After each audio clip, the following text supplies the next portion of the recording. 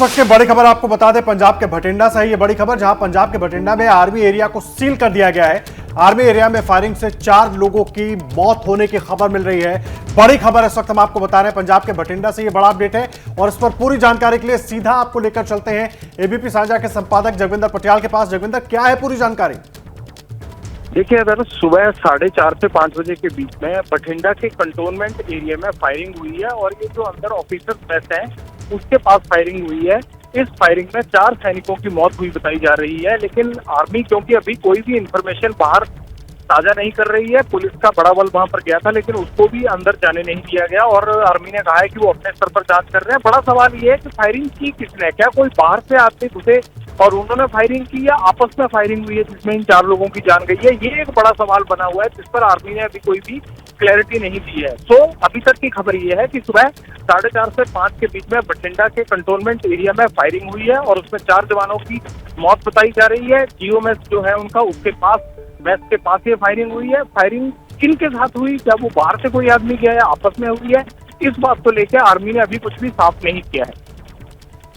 जी जगविंदर, लेकिन एक चीज और आपसे समझना चाहेंगे, इस तरह की घटनाएं आमतौर पर सुबह सुबह के इस तरह की खबर आना, कई सारे दिमाग में चीजें चलना शुरू हो जाती हैं, क्योंकि इस तरह की घटनाएं हमने पहले भी देखी हैं। आर्मी कैंप्स जो हैं वो लगातार निशाने पर रहते हैं। किसी भी तरह का कोई अपडेट कहीं से मिल पा रहा हो या कुछ भी जानकारी कहीं से साझा की गई हो, पुलिस की तरफ से कुछ कहा गया हो, कोई आशंका?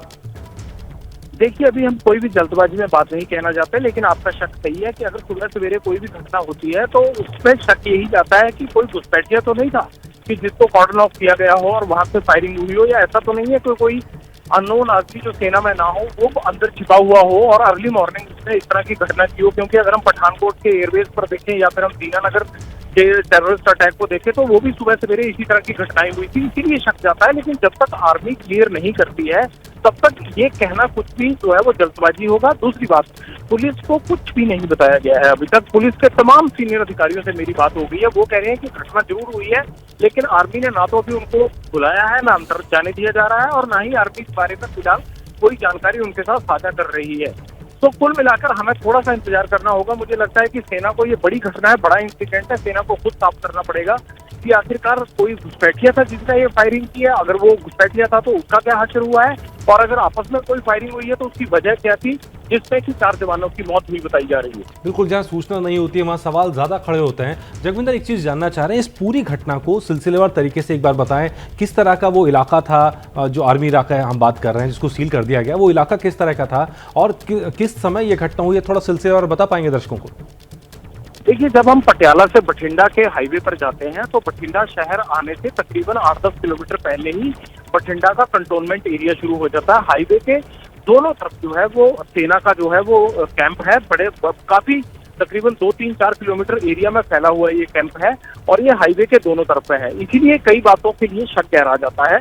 और दूसरी बात यह है कि सुबह 4:30 से 5 बजे के बीच में जो बठिंडा कंटोनमेंट एरिया का मेस एरिया है, जहां पर ऑफिसर्स वगैरह या मेस में जो लोग रुकते हैं, उसके आसपास फायरिंग हुई है और उस फायरिंग के दौरान जो है वो 4 जवानों की मौत हुई बताई जा रही है। और ये चारों जवान कौन थे, क्या वहां ड्यूटी पर थे, क्या इन्होंने किसी को कॉर्डन ऑफ करने की जरूरत की, क्या इनमें आपस में झगड़ा हुआ या क्या कोई वहां रुका हुआ आदमी था उससे झगड़ा हुआ, इन तमाम सवालों पर अभी आर्मी ने कुछ भी साफ नहीं किया है। केवल इतना बताया जा रहा है कि कंटोनमेंट एरिया में फायरिंग हुई, 4:30 से 5 बजे के बीच में आज सुबह फायरिंग हुई है जिसमें 4 जवानों की मौत हो गई।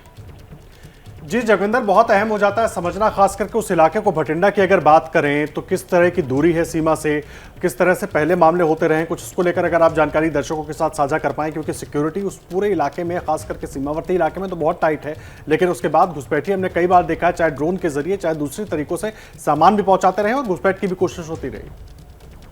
देखिए, घुसना इतना आसान नहीं है, क्योंकि जितनी बार भी हमने देखा है वहाँ पे कंटोनमेंट एरिया कोई नया नहीं है, पुराना कंटोनमेंट एरिया, बहुत बड़े इलाके में फैला हुआ कंटोनमेंट एरिया। बाप्ड वायर से पूरी तरह से बाहर जो है 12-15 फीट ऊंची जो है वो दीवार के ऊपर भी वायर लगाई गई है।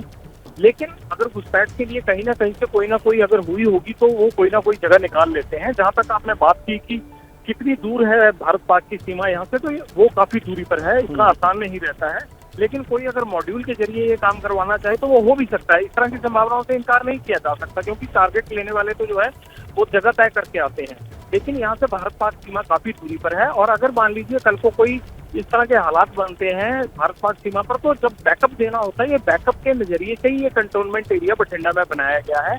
तो कुल मिलाकर जब तक सेना की तरफ से ये नहीं आ जाता है कि फायरिंग किन लोगों के बीच में हुई है और जवानों पर गोली चलाने वाला कौन आदमी है, तब तक ये सारे कयास हो सकते हैं। लेकिन ये बड़ी एक घटना है और इस तरह की घटना अमूमन किसी कंटोनमेंट एरिया में पंजाब के में हुई नहीं है। जितने भी हुए हैं आज तक, अगर मान लीजिए पठानकोट और उसके आसपास के बॉर्डर एरियाज की आर्मी इंस्टॉलेशन पर अगर अटैक हुआ है तो वो पाकिस्तान की तरफ से स्पॉन्सर्ड टेररिस्ट का अटैक था। इस तरह की घटना कोई नहीं हुई है। मुझे लगता है कि आर्मी हेडक्वार्टर इस बारे में जल्दी कोई सफाई देगा, लेकिन ये दिल्ली से ही खबर आएगी कि आखिरकार हुआ क्या है, क्योंकि ये बताया जा रहा है कि दिल्ली मुख्यालय को सारी जानकारी पल पल की दी जा रही है। जी जगविंदर, एक चीज बहुत अहम है समझना, खासकर के दर्शकों के लिए भी, क्योंकि आर्मी कैंटोनमेंट का मामला है और जाहिर सी बात है जो मिलिट्री पुलिस है पहले वो अपने तौर पर इस पूरे मामले को देखेगी और उसके बाद अगर जरूरत पड़ती है तो जो लोकल पुलिस है उससे संपर्क किया जाएगा। इसी तरीके से पूरी कवायद आगे बढ़ेगी।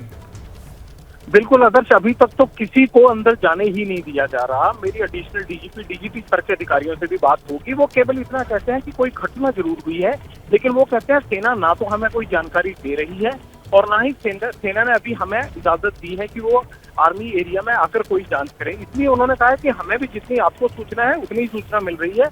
फिलहाल आर्मी पूरी घटना के बारे में कुछ भी नहीं बता रही है, पुलिस तक कोई बात साझा नहीं की गई है और पूरा कंटोनमेंट एरिया सील है। ना किसी को अंदर से बाहर आने दिया जा रहा है और ना ही किसी को बाहर से अंदर जाने दिया जा रहा है।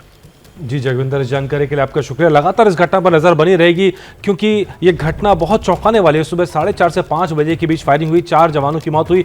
क्यों हुई इसका अब तक पता नहीं लग पाया है, पुलिस तक को जानकारी नहीं दी जा रही है। सेना से बयान की उम्मीद की जा रही है कि सेना इस बारे में बयान देगी, तब ये मामला साफ हो पाएगा।